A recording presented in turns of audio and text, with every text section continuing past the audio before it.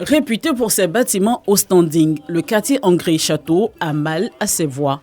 Les habitants de ce quartier chic de la commune de Cocody sont impuissants face à la dégradation de la voie M30, la voie menant à Abobo, Belleville. Nous avons vraiment des difficultés pour rentrer chez soi. Même avec les véhicules, ça casse les voitures. Voilà. Quand il pleut comme ça, même, on est obligé soit de faire le grand tour. Ce sont les jeunes du quartier qui essaient de eux-mêmes, tant mieux que mal, à arranger un peu la voie pour que les véhicules puissent circuler. Sinon, c'est le calvaire. Pour les personnes qui sont pratiquement payées au rendement, ce n'est pas assez intéressant parce qu'ils ne peuvent pas se rendre à leur lieu de travail. Surtout quand il pleut, la voie est carrément impraticable. Donc on est obligé de faire avec. Les retards ne sont pas aussi tolérés au travail. Et vu qu'on doit tout le monde participer, on va dire, à l'essor économique du pays, donc il faudrait vivement qu'on puisse trouver une solution rapide, surtout pour cette voie-là, franchement. Ici, l'accès au quartier reste un véritable calvaire pour les automobilistes.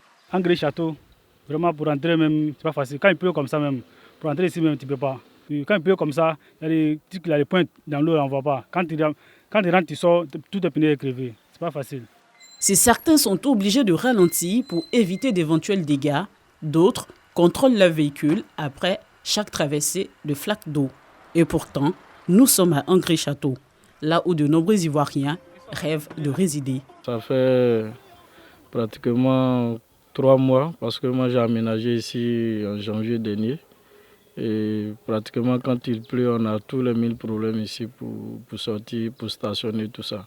On est tout le temps chez les garagistes, les pièces mécaniques, il faut tout le temps changer les robots, les roulements.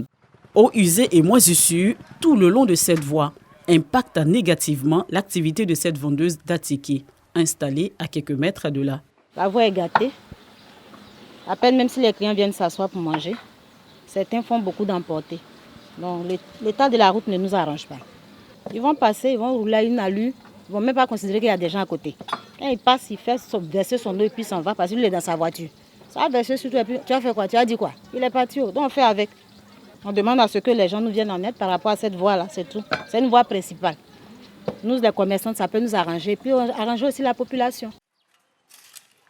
À l'aide de gravats, les jeunes du quartier tentent de réparer la voie. Une action noble, mais insuffisante. On a le but de réparer la route, vu qu'il n'y a pas d'autre issue.